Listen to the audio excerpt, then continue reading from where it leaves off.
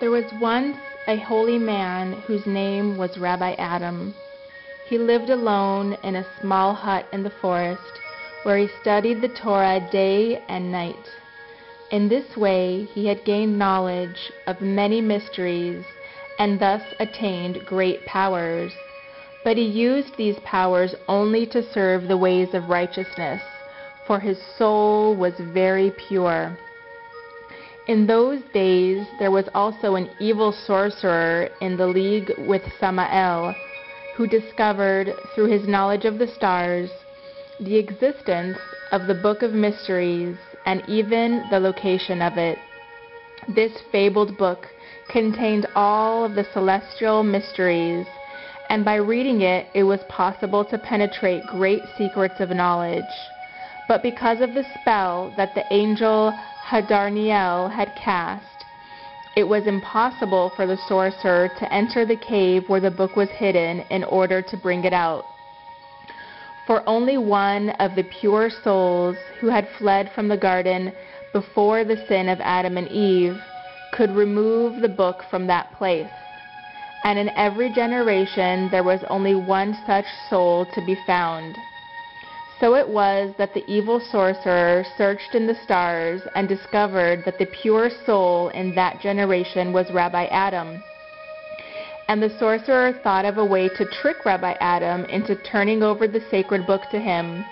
For once the sorcerer had it in his possession, he could become ruler of the world, since the book would give him almost infinite power. The sorcerer thought long and hard about how he would make Rabbi Adam perform this deed for him. At last he decided to cast a spell, causing an illness to fall upon him, a contagious disease. And this was the first step in his plan. Now Rabbi Adam was very surprised when he became ill, for he had never been sick a day in his life, and he decided that he had better go see a doctor. So he walked into town and went to visit the finest doctor there, as the evil sorcerer had known he would. Meanwhile, the sorcerer, who could make himself resemble anyone else through his magical powers, kidnapped the doctor and took his place.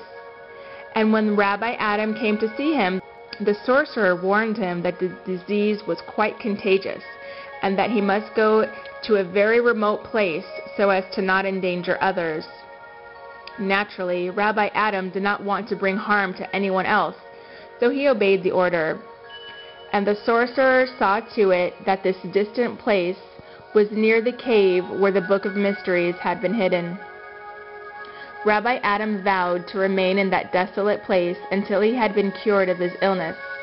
Yet despite all of the remedies he tried and all the prayers he offered up, he remained as sick as ever.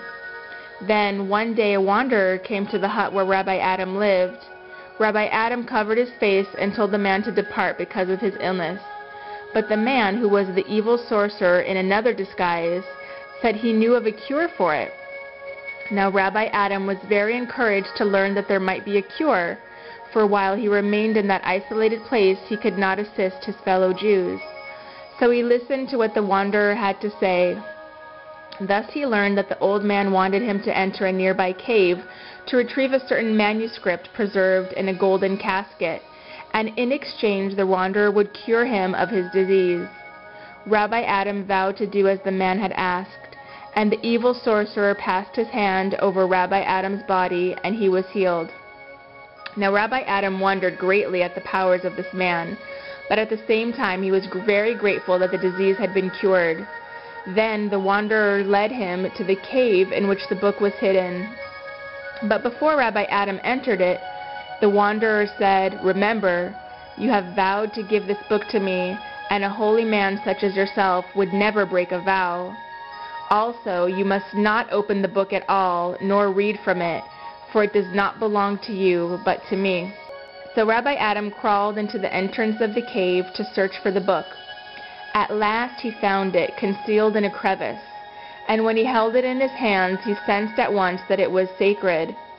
Then he began to wonder about the wanderer who had the power to cure him with a wave of his hand, but had not been able to enter the cave to retrieve the book. and he began to suspect that the man who had brought him to the cave might serve the powers of evil rather than the powers of good. So Rabbi Adam decided to examine that book, and when he opened it, a sacred light rose up. Rabbi Adam read in black fire on white that it was the fabled book of mysteries. And there it was stated that the book should never be in the possession of anyone but the one who had found it in the cave. Furthermore, any vow that had been made to give the book to another had been made in error, extracted by deceit, and was therefore null and void. And there too Rabbi Adam found were certain holy names for protection against such an adversary, who would surely be a powerful sorcerer, if not the evil one himself. While still in that cave, Rabbi Adam turned the pages of the book of mysteries and read its history. In this way, he learned that it had first been revealed to Adam while he was still in the Garden of Eden, to let him know the forms and features of his descendants, and all that was destined to take place among the generations of men. It was the angel Raziel who had been sent to read to Adam from the book, inscribed in the angel's own hand, from the words spoken by the Holy One, blessed be he. And when Adam heard the first words issue from the mouth of the angel, he fell down in fear. Therefore, God permitted the angel to leave the book with him to read on his own. In this way, Adam came to know the future and was made wise in all things. For that book contained all the celestial mysteries, many of which were hidden even from the angels. Whenever Adam opened it, angels gathered around him to read in it as well. Thereupon the angel Hadarniel was secretly sent to him and said, Adam, Adam, reveal not the glory of your master, for to you alone, and not the angels, is the privilege given to know these mysteries. After that, Adam kept the book by him secretly and studied it diligently until he discovered mysteries that had been hidden on the other side of the Pargod, the heavenly curtain that separates God from the angels. Still, the jealousy of the angels grew, and at last it became so great that they stole the book from Adam and cast it to the sea. Adam searched for it in vain, and then fasted for many days until a celestial voice announced, Fear not, Adam, I will bring the book back to you. Then the Holy One, blessed be he, called upon Rahab, the angel of the sea, and ordered him to recover the book from the depths and give it to Adam, and so he did. When Adam transgressed and was expelled from the Garden of Eden, the book flew away from him. He then begged God for its return, and beat his breast, and entered the river Gihon up to his neck until his body became wrinkled and his face haggard. God thereupon made a sign to Raziel to return the book to Adam, so that its wisdom might not be lost among men. And this is the book of the generations of Adam. As Rabbi Adam continued to read, he learned that after the death of Adam, the book had disappeared, but later the cave in which it was hidden was revealed to Enoch in a dream. It was from this book that Enoch drew his vast knowledge of the mysteries of creation, and before he was taken up into heaven and transformed into the angel Metatron, Enoch entrusted the book to Methuselah, who read the book and transmitted it to Noah, who made use of its instructions in building the ark. Noah took the book with him into the ark, preserved in a golden casket, and in this way it was successfully revealed to Abraham, Isaac, Jacob, and Joseph, who consulted it to discover the true meanings of dreams. The book was buried with Joseph, but it was recovered when his coffin was raised by Moses from the Nile and carried beside the tabernacle throughout the wandering in the wilderness. Thus the book came into the possession of King Solomon, who made good use of its wisdom and sought its assistance in constructing the temple.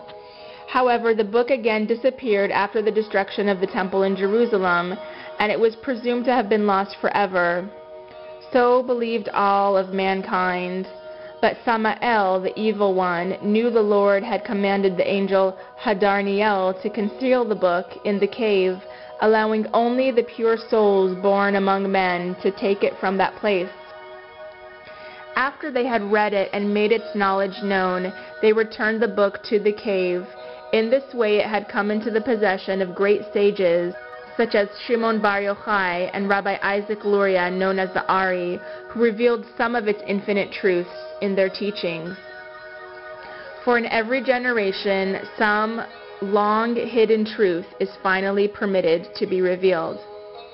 And how did these sages discover the secret of where the book was hidden? Some, such as Enoch, learned of it in a dream, while to others, such as Abraham, an angel revealed its hiding place.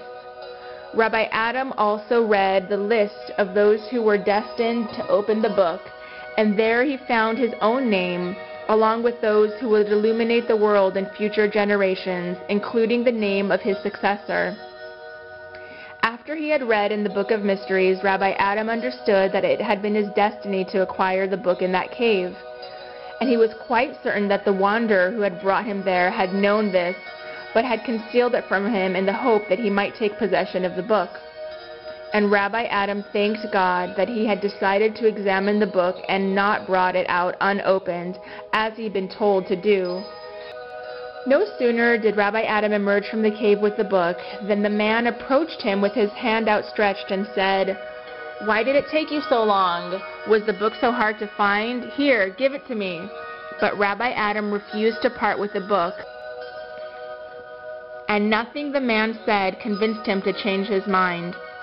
He explained that his vow to give up the book had been forced upon him due to his illness, and therefore had no effect. And when the evil sorcerer saw that Rabbi Adam had recognized how precious the book was and how sacred, he grew furious and shouted, "If you refuse to give me the book, I shall swallow you alive." And he immediately stretched himself until he reached to the sky. But Rabbi Adam quickly pronounced the holy names that he had read in the book, and the evil sorcerer was restored to his actual shape. The man ran away terrified, and later found that all of his evil knowledge had been erased. He never pronounced another spell. So it was that Rabbi Adam returned to his home deeply healed. So it was that Rabbi Adam returned to his home completely healed. There he continued to study the Book of Mysteries all of his days of his life, and with the knowledge he obtained in it, he was able to perform extraordinary deeds. Before his death, Rabbi Adam summoned his only son and instructed him to transmit the holy writings to Israel ben Eliezer in the city of Okup, later to be known as the Baal Shem Tov, whose name he had read in the book following his own. This story comes from Gabriel's Palace, Jewish Mystical Tales, selected and retold by Howard Schwartz.